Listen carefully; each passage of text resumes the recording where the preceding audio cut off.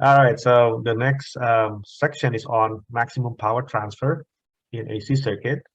Now, in the previous circuit class, you learned about DC circuit, right? If you have a DC source, right there's the DC source, and then you have two resistors. And if you consider this one as the source resistance, part of the source resistance, and this is your actual load, right? Then you learn from the previous circuit class that in order to deliver maximum power from the source to the load, right there, then the condition is that the the load resistance should be equal to source resistance. That's the condition that you learned from the previous circuit class, right? For maximum power transfer in DC circuit, load resistance has to equal source resistance, right? Now, what about if it's AC source? In AC source, we have complications, of course, right? Because now uh, we have not just resistance, but also reactance, right? So what if you have impedance, basically, right? Source impedance instead of reactance, instead of resistance? Then what conditions should we have for the source to deliver the maximum power, right? So that's the section, that's what the section describes or explains, is that if you have a complex um, impedance, right? Impedance in general is a complex number. So it could be R plus JX or it could be R minus JX. Then you have the load right here. Then what is the condition for this load so that the AC source can deliver the maximum power to the load? Okay, is that clear? That's the objective, right? So you can Professor, see. quick question. Yes, go ahead. Is the TH stand for Thevenin?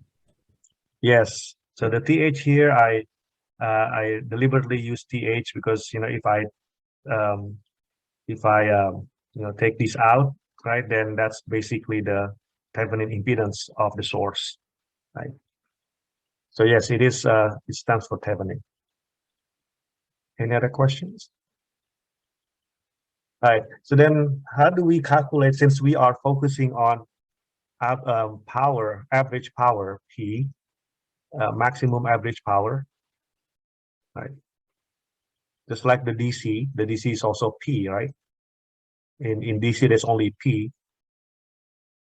In AC, there is P and Q and S complex and apparent power, as you already know, Q, right? But what we are interested right now is what is the condition for the load impedance such that the load uh, absorbs the maximum average power in watts, right? So if that is the case, then if let's say this is in RMS already, right? The source is in RMS, voltage RMS, and by Ohm's law, we know that the current would be V divided by the total Z, right? So basically I RMS is equal to V RMS, right? Divided by the Z total, right? Where Z total is equal to what? That's equal to Z source plus Z load, right? So you get the RMS and there's the current right there, right? If now we have the current flowing through this circuit, then how do you find P of the load? Right there is the equation, right? So P of the load is equal to I RMS squared times RL, right? Just the RL right there, right? Why not? What happens with the X? How come we don't count X when we calculate P? Any reason why?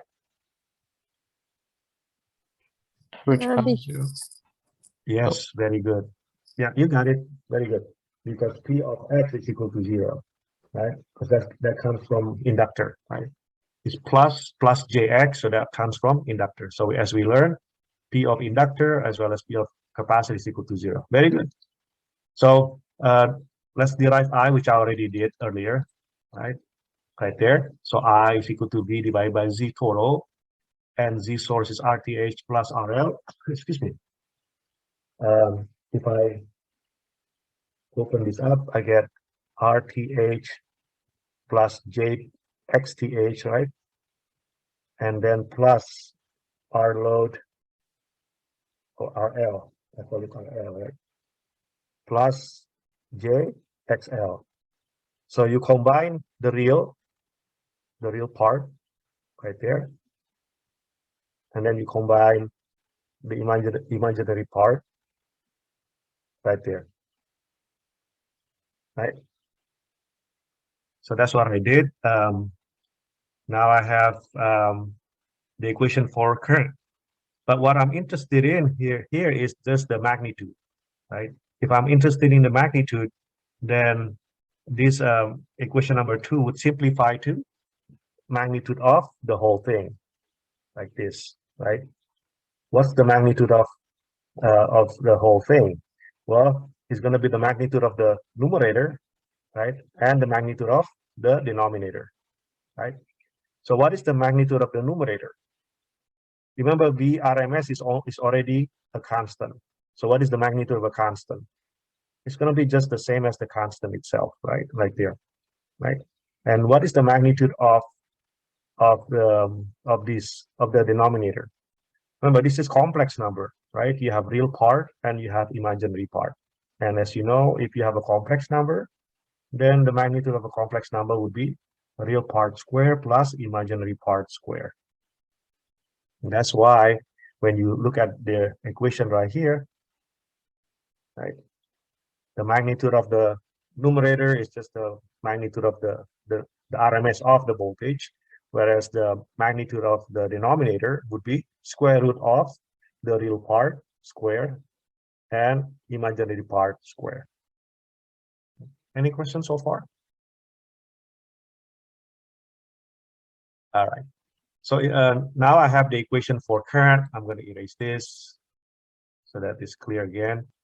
Now I have the equation for the current IRMS. If I go back to the previous equation right here, right, an equation, I need that, right? I need the magnitude of RMS, right? Squared times R. So I can just plug in equation number 3, which is this equation, to that previous equation, and I get, oh, right here, actually have the equation again right here. I just plug in that equation into here, and I have a long equation, right there, times R, okay, times RL.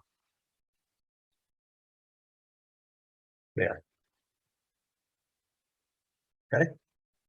All good? All right. If you have any question, let me know. So that's how I derive the equation for average power right here. Okay. That's the final equation. Now, again, the objective here is to find out what is the condition for the source to deliver maximum power, right? And that's the equation right here. That's the equation for maximum power. So from calculus, we know that we have to take the derivative of the equation with respect to the variables, right? And then set it to equal to 0 to get the maximum value. In our case, in this case, you can see that the load has 2 variables. What are the variables for the load? Right there, RL and XL. So therefore, as you can see, this equation right here for power, right? It has 2 variables, two independent variables. That's RL and XL. Right there. So therefore, in order to get the condition, you have to take the first derivative of the power P of L, right there. The first derivative of power with respect to R, and set it to equal to 0. And don't forget the other variable as well. The first derivative of PL, the same equation, right, with respect to XL, and then set it to equal to 0, right? So once you take the first derivative and set it to equal to 0, then you should get the condition. For example, let's do the first one. Actually, let's do the second one right here.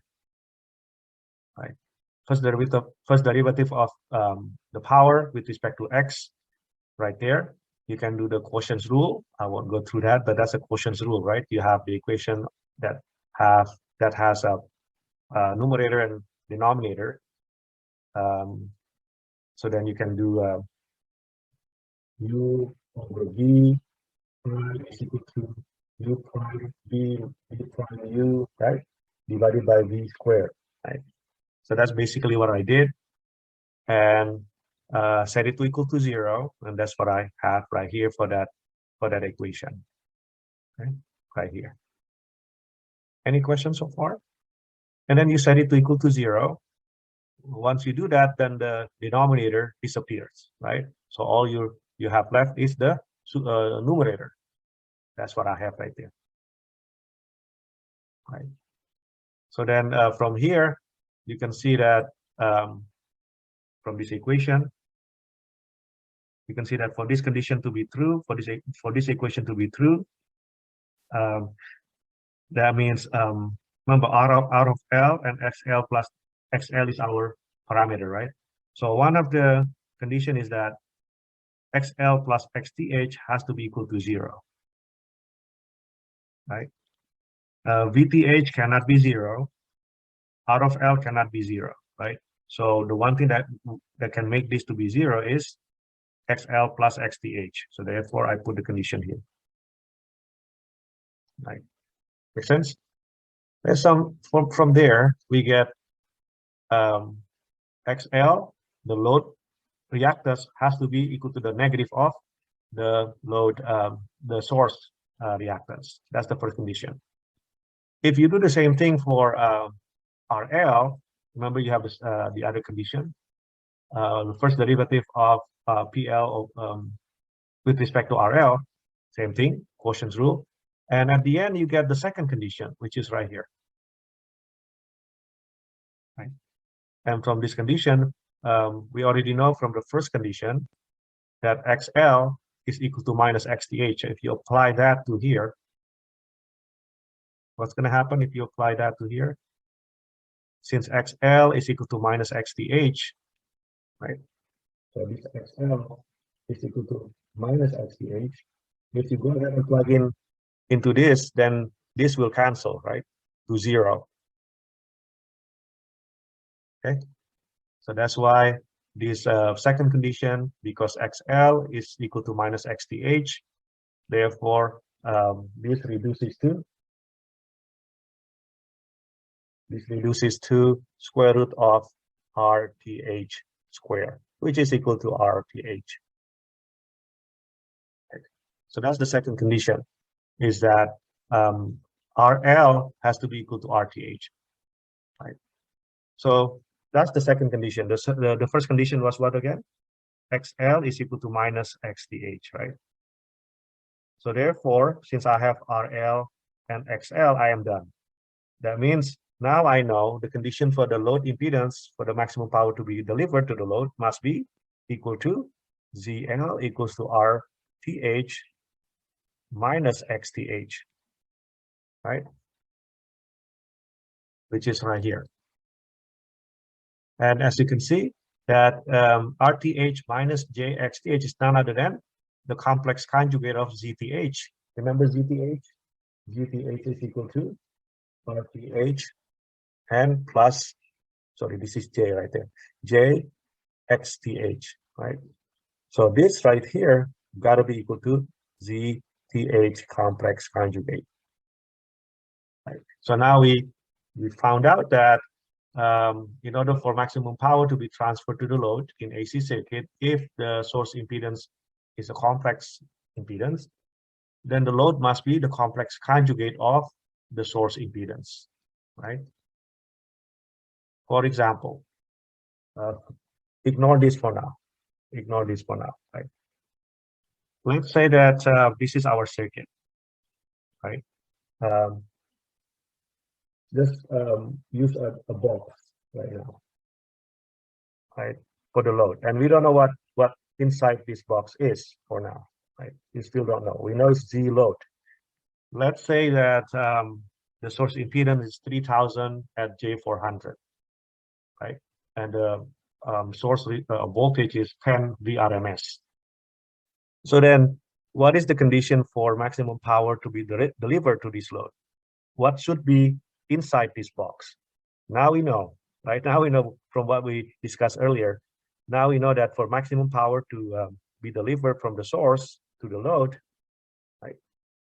The condition is that Z load must be complex conjugate of Z source, right? So what is the complex conjugate of Z source? Well, Z source is 3000 plus J 4000. Why is it a plus? Well, because it's inductor. That's why it's plus. Inductor gives us plus X, right? Inductor gives us plus X. Capacitor gives us minus X, right? And so that's how I know it's 3000 plus J 400. And so therefore, the load must be complex conjugate of this. So what is the complex conjugate of this? That's got to be 3000 minus J 4000. That's it. That's what should go inside the box in the load. So if I erase this, now I know what's inside the box. It should be resistance and capacitance. Why capacitance? Because the load has the negative J, the negative X right there. Right? That's why it is a capacitor. Any question? And it's also asking about, what is it asking? I think it's asking for another thing here. Also determine the numerical value of this maximum power. So what is this P max? What is the value of P max? Okay, once we determine that Z load has to be this, then what is the total impedance? What is this? What is Z total? Once we already determine Z load. Well, that's going to be the same thing, Z source plus Z load, right? That's the total impedance. And what is G source again? 3000 plus J 4000. And what is G load? That's 3000 minus J 4000. Notice that the reactance got canceled, right? Plus and minus. So therefore, the Z total, if we have maximum power condition, Z total becomes 2 times RL. Or in this case, 2 times 3000, that's going to be 6000. 6000 ohms. Make sense? Any questions so far? So that's what I have right here. See that? This cancels. So therefore, you have RTH plus RL. And just call it 2RL because the value is the same, right? 3000. So just put 2RL. And then from there, you can go back to the equation for P max. Remember, we have the equation for P max, except this one now is equal to 0. And this becomes 2RL right there because they're the same value. And the equation reduces to 1/4 times V source square RMS divided by RL. So if you plug in those values, because those are given already in the problem statement, right? The RMS is 10 right there, right? And then RL is 3000, right? And if you do the calculation, you get 8.33 milliwatts for PL max. Any questions on this? I have 2 questions. Yes, my go ahead. first one is, why does the source need a resistor value again, or an impedance value? Oh, you mean the source impedance? Yeah, why is that necessary again? Oh, yeah. Unfortunately, this comes anytime you make a system, create a system, right? A power supply like the one in the lab, right? It would have impedance. Right? It's just what do you call it? The fact that you're making power supply with components, with circuit components, right? With resistance, with capacitance inside, right? If you open up that power supply, you'll see those components. So therefore, this power supply will have source impedance. And also inside the power supply, you have PCB, for example, right? That connects all of these components. Let's say you have components that makes up this power supply. We call this, V, right? Power supply V source. Then these components is connected by, for example, traces, right? And every single one of these traces represents resistance and inductance, right? So that's why internally power supply will have impedance. Does that answer your question? Yes. Okay. So there is no such thing as an ideal power supply. Every power supply, real world power supply, will have resistance and some kind of inductance. What's the second question? Okay. That makes a lot more sense. My second question is, well, you might be getting to this, but what exactly does this, I guess that kind of answered my question. I was wondering why, not so much why the resistance had to be the complex conjugate, but like what that means. Like, so all the power that is being supplied is getting absorbed. I guess that's what the point of this is, because we're finding maximum power. Yeah, so this knowledge is actually very important, right? Because if this is your power supply, right, that's what's inside the power supply. All you see outside, right? Remember, if you, let's say you buy a power supply, which is a box, right? And inside the power supply, don't forget, there is a voltage source, and then there is some components that represented by inductance and resistance. Right here, all you see is this, right, from the outside.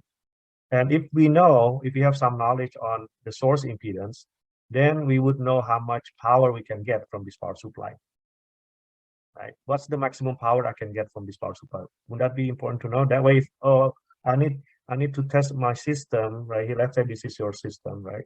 And it requires, let's say 100 watts.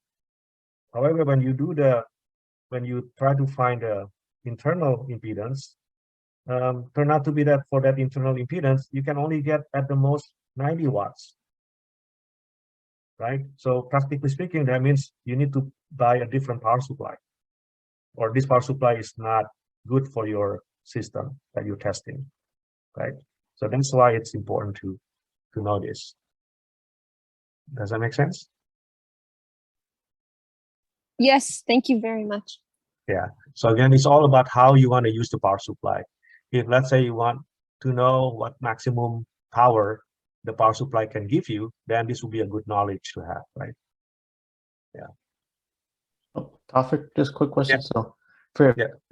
for this impedance, because I noticed that since it's positive, well, you said it has an inductor. So does that mean for our loads, it will always have a capacitor because it's a complex conjugate? Yeah, so that's a very good question. Not all power supply have this kind of arrangement, right? Most power supply only has R because it's DC, right? Most DC power supply will have resistance, but most AC power supply, I would say yes, would have this. And so the amount of inductance typically is tiny compared to the resistance, right? So yes, you're right. Theoretically speaking, the load must always be capacitive, but this capacitor is going to be tiny that it doesn't really matter. Yeah, like for example, only like 0.1 ohms compared to, let's say this is 1 ohms, right? So therefore that this has to be minus 0.1 ohms, and that's going to be tiny capacitance. Yeah. Right? It's a very good question. Any other questions? So so then if the source impedance happens to be capacitive, then of course you need an inductive load in order to maximize the power. Definitely. Always complex conjugate. What happens if the load, what happens if you have this situation, right? So you have AC source, it has AC impedance, source impedance, but then the load is only resistive, only resistor. Then you can do the same derivation. I won't go through that in details, right? The same derivation. You have the same equation for power because X doesn't matter, right? For load, even if there is no X, right? The equation for, even if there is an X, sorry, the equation is the same for average power absorbed by the load because X of L does not absorb any power in watts, right? So it's the same power, but then when you calculate the current, it will be different because now Z load doesn't have XL. So you notice that the R portion of it has RTH and RL, but reactive part of it has, or imaginary part of it only has XTH. There is no XL because there is no XL here, as you can see. Right. So if you do the same derivation as before, then the result would be, I'm just gonna skip ahead to the result. It's gonna be this condition right here, that in order for the maximum power to be transferred, delivered from the source to the resistive load, then the load must be, the resistive load, the resistance of the resistive load must be the magnitude of the source impedance right there, the magnitude of the source impedance. Okay. And I believe you have these experiments in the lab, right? One of the lab experiments in 242, you actually have these setups where you have complex impedance as well as purely resistance. Right? So that's the final condition for maximum power transfer from AC power source, AC source that has complex impedance to purely resistive load. Any questions? All right. The next, power factor correction. We learned about power factor last time.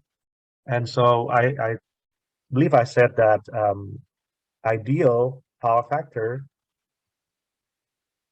is equal to 1. That's ideal. But in real world, that's not going to happen. That's very hard to get, right? And as we already learned, the value of power factor is going to be between 0 to 1, right? So what happens if power factor is equal to 0.5, really bad, right?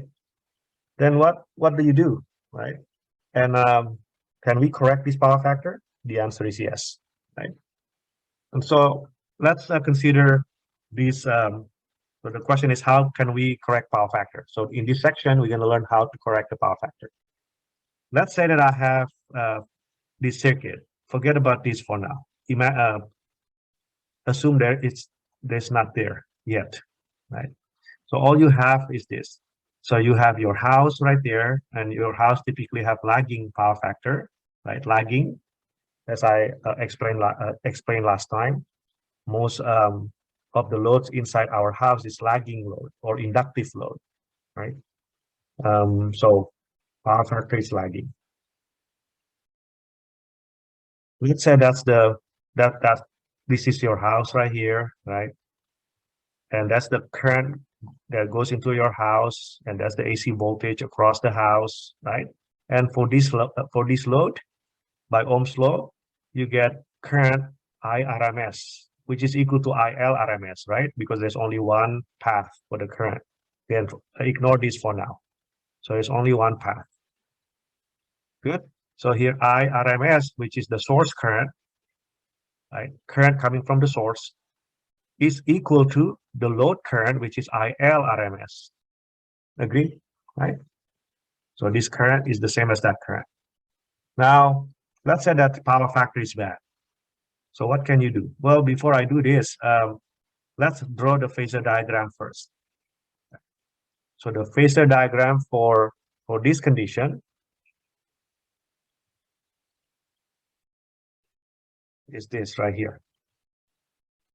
So ignore this first and ignore that one first. So what you have is that you have voltage right there.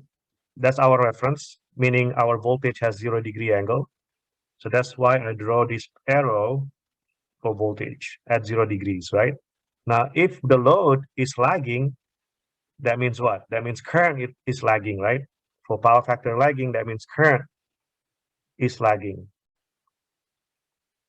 So as you can see from this phasor diagram, the current is right here, right? That's the current I RMS, which is equal to IL RMS. It's lagging by this much angle, right?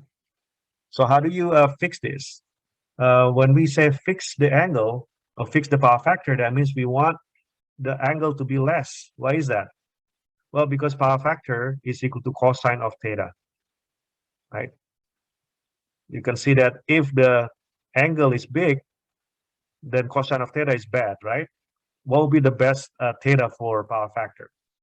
Of course, it's going to be 0 degrees, right? Because that's going to be cosine of 0 degrees equal to 1. But if you put 90 degrees, that's going to be equal to 0, right? So you can see that when we mention correcting power factor, that means we want to decrease the angle. We want to reduce the power factor angle. So right here, the power factor angle is this angle right here, right? So how do we decrease this angle? How do we reduce the angle? By connecting, if you have lagging power factor, by connecting capacitor across right there, right? Connecting capacitor across. So you connect this capacitor in parallel with the load, right? In parallel with the load. When after you do so, then by KCL at this node, right, changes now, because now you have two currents. So IRMS now equals to ILRMS plus ICRMS, right? Now, how do you draw that in phasor diagram? Well, look at the voltage. The voltage across this capacitor is equal to the voltage across the source, right? Is equal to this VRMS right here, right? So if you compare voltage against current, which one is leading or which one is lagging? Anybody? If you compare voltage, right? So if I redraw that branch, I have capacitor that has ICRMS and voltage across that capacitor, which is VRMS. So which one is lagging? Is it VRMS or ICRMS? Don't forget Eli the Iceman. For capacitor, voltage is lagging the current, right? So therefore, for this capacitor, its current is leading, right? Because the voltage is lagging, that means the current is leading. Leading by how much? 90 degrees. That's why if I go back to the phasor diagram, with respect to the voltage, right? With respect to the voltage right here, you can see that IC current through the capacitor is 90 degrees ahead of the voltage. You see that? It's 90 degrees ahead of the voltage. That's how I draw that. Make sense? And how big of the current we have? Well, I just put a random size here. I assume that the current is going to be from here to here. That's my assumption, right? Now, now that I know how to draw the current through the capacitor with respect to the voltage, then how do you apply KCL? IRMS is equal to ILRMS plus ICRMS. So now we're going to have a new phasor diagram. Okay, because remember, this was the old current, right? So this is the old current. So it's no longer the same as IRMS.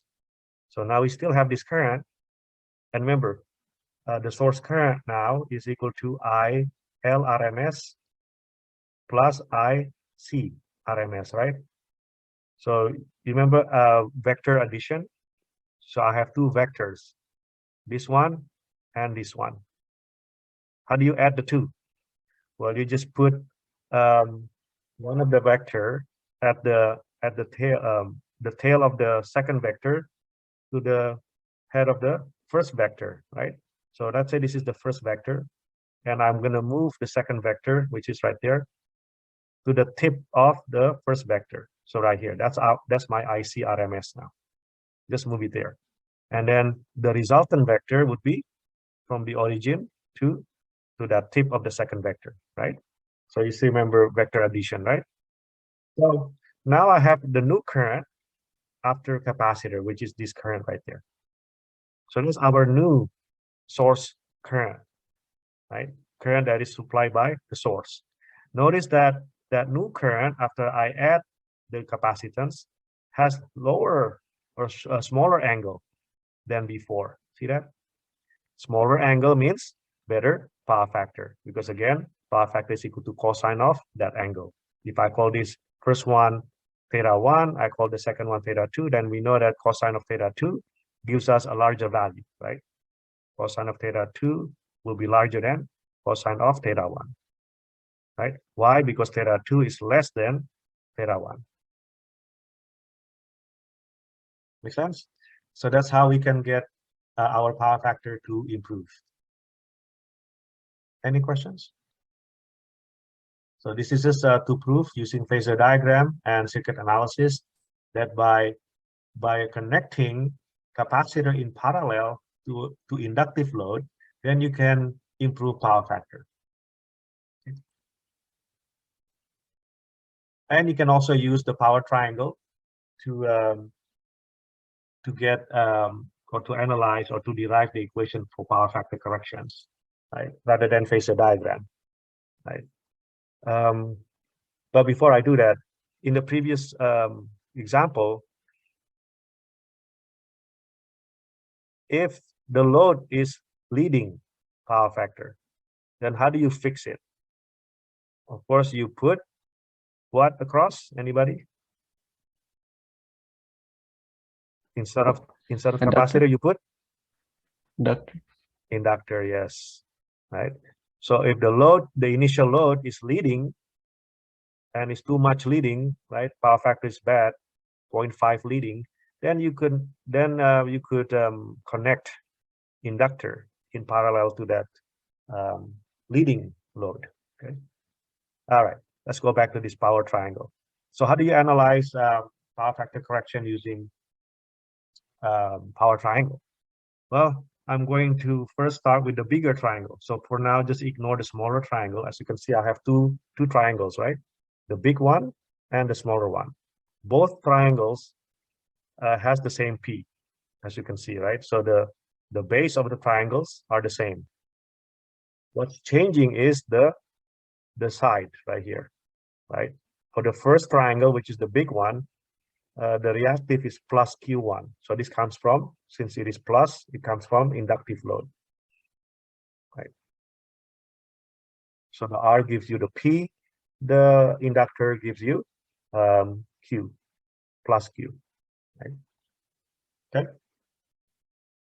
All right. So then, so I'm just gonna draw it right here. That's what we have right now. So P and Q1, right? That comes from this inductor, L1. Okay. That's the big inductor. Now, that's the big triangle. You have P and then Q1, which is again from here to here, that's Q1. And the hypotenuse of the big triangle gives us S1. Okay. Now, if I want to improve the power factor of the big triangle, then what do I do? Well, the big triangle has this big angle from here to here, right? The big triangle has the power factor angle of theta 1. And let's say I want to improve it. Improving it means lower the angle. So from theta 1 to theta 2. Notice that theta 2 now is smaller than theta 1, right? So by doing that, if I can do this, that means the power factor would be less. Power factor would increase. I'm sorry. Power factor would increase, would improve, right? Again, since theta 2 is less than theta 1, that means power factor 2 would be bigger than power factor 1, right? Okay. So then the question is, how do you get to the smaller triangle? How do you get from the bigger triangle to the smaller triangle? If you look at the side right here, right, notice that the only difference between the, not the only, but the one way to get the smaller triangle is that you introduce minus Q, right? So you have plus Q, beginning plus Q right here, which is very high, right, very big. If you can somehow introduce minus Q to this triangle, then I could get, so I call it minus QC, right? Then the total Q would be plus Q1 minus QC, right? That's the total Q. So now we have a new side of the triangle, which is called Q2. So this new Q is called Q2. Make sense? So again, you start from plus Q1. If you can somehow introduce minus Q, then you get a new Q. That's called Q2. And this new Q, Q2, is equal to Q1 minus QC. Now my question is, how can you introduce minus Q? What component gives you minus Q? Anybody remember?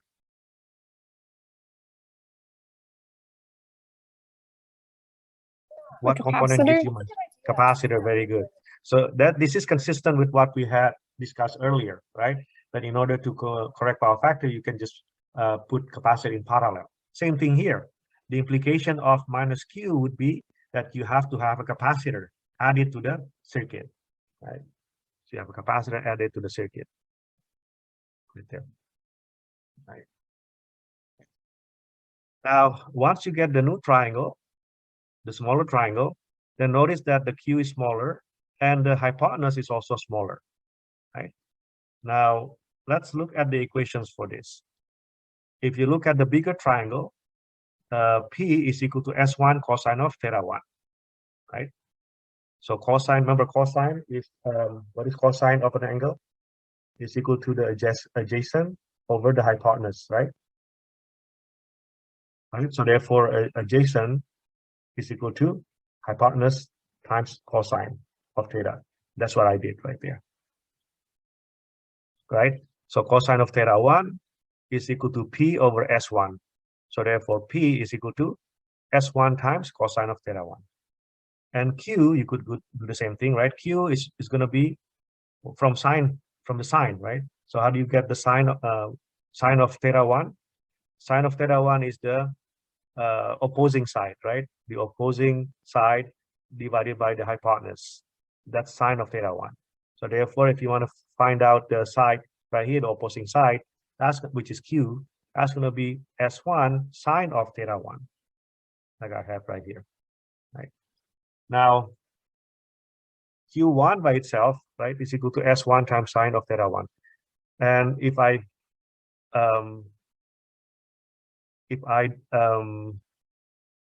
solve for S1 right here, what is S1 equal to? That's going to be equal to P over cosine of theta 1. Go ahead and plug in into here, right? So that's going to be P over cosine of theta 1. Then what is the equation for Q? The new equation for Q would be P over cosine of theta sine of theta, right? 1 and 1. Notice I have sine over cosine. What do you call sine over cosine? Tangent, right? So therefore, another equation for Q1 is P tangent of theta 1. Okay, so now I have the equation for P and Q, where Q is equal to P of tangent theta 1. And that's for the big triangle. For the small triangle, it's the same way. For the small triangle, it's going to be S2 cosine of theta 2, and Q2 is going to be P tangent of theta 2, right? And so the difference between Q1 and Q2, that gives us QC, right? The difference between Q1 and Q2 gives you the QC, right? Just from this equation right there, right? Q1 minus Q2 gives you QC. And that's what I put right here, right? QC is equal to Q1 minus Q2, and we have the equation for Q1, and we have the equation for Q2, right? P tangent theta 1, P tangent theta 2, right? So that gives us, right there, P of tangent theta 1 minus tangent theta 2. And at the same time, since I have this arrangement here, this is our C, right? And this is our voltage, the RMS. Then at the same time, Q, as you learned from last week, for C is equal to V RMS square over X of C at the same time. So now I have two equations to describe QC. One is this right here, and the other one is this one right here. And both are QC. So I'm going to set the two to be equal, right? If you set the two to be equal, then I have this equation right there. And once I do this, then what I get is that now I know the value of the capacitance required. right? If you go from here to here. I know the amount of capacitance required given the amount of inductance, power factor, given the power factor that's lagging here, right? So in other words, how do you know how much capacitance you need to add to the circuit in parallel if I know how much power factor lagging I have? This equation answers that question right there, right? Which is very useful, right? So this capacitor is what we call power factor correction capacitor, and that's how you size it, right? From the old power factor, the bad power factor, and the desired power factor given voltage, right? Any questions? So here's an example. Let's say that the voltage is 120 volt RMS, 60 hertz system, and P is equal to 1 kilowatt inductive load with 0.65 lagging power factor. You see, that's the P old, right? That's P. Actually, the same P as after we add the capacitance. And the power factor is bad, 0.65. And I want to increase it to 0.95. How much capacitance do we need, right? So we can use that equation right there, right? This plug-in chunk, as you can see, right? We know P right there, right? P is 1 kilowatt, which is 1,000. So I know P. I know theta 1. How do I know theta 1? Well, I know that power factor 1 is equal to 0.65. So therefore, this means, let me write it over here. Power factor 1 is equal to 0.65. That means cosine of theta 1 is equal to 0.65. And theta 1 must be our cosine of 0.65. Right, so you get the theta 1 right there and plug it into here. Right. Same for theta 2. I know power factor 2 that I want, which is 0.95. So therefore, cosine of theta 2 is equal to 0.95. And theta 2 must be our cosine of 0.95. Okay. Then you get the theta 2 and plug it into here. And omega, what is omega? As you know, omega is 2 pi f. Frequency is 60 hertz, right? And VRMS is 120. So you get all the numbers, the values that you need to solve this problem. And at the end, you have 155 microhenries. Microfarad for the capacitance, right? And the other ones, and this is just in case you have capacity float, which is very rare, right? As I said earlier, what happens if you have capacity float? Then you can use L in parallel, and that's how, using the same derivation, I can find out what the required L value to fix that capacitor, to fix the power factor. I'm going to skip that one. Then the last really short section is conservation of energy, right? If you have two circuits right here connected, right, two connecting circuits just like this, and let's say that the left circuit supply complex power, right, either P plus JQ or P minus JQ to the other circuit. So I call it S input and S output. Then in ideal case, the input complex power represented by the S input box must equal to the output complex power represented by the S output box. So complex power of input must be equal to complex power of output. And this doesn't matter if, it doesn't matter what kind of connection you have in the circuit, right? If let's say you have a voltage source connected to many circuits, so every single box I draw is a circuit, right? It doesn't matter if it's parallel, if it's series, it doesn't matter, right? S1, if I call this S1, S2, S3, S4, S5, the complex power supplied by the source must be equal to S2 plus S3 plus S4 plus S5. It doesn't matter if it's parallel, series, doesn't matter. Okay, so that's a conservation of energy. In this case, complex power in should be equal to complex power out. And let's do this example before we adjourn. There's only one example left here. And let's say that I have this source right here. And this source is 220 volt RMS at 60 Hertz. And it supplies these 3 circuits, right? The first one has 124 at 0 ohms, right? The second one has 20 minus J25. The last one is 90 plus J80. As you can see, these are all parallel. It doesn't have to be parallel, but in this example, they are in parallel. So then the question is, find the average power from the source, right? So what is P source? And the reactive power as well from the source. And then power factor from the source, right?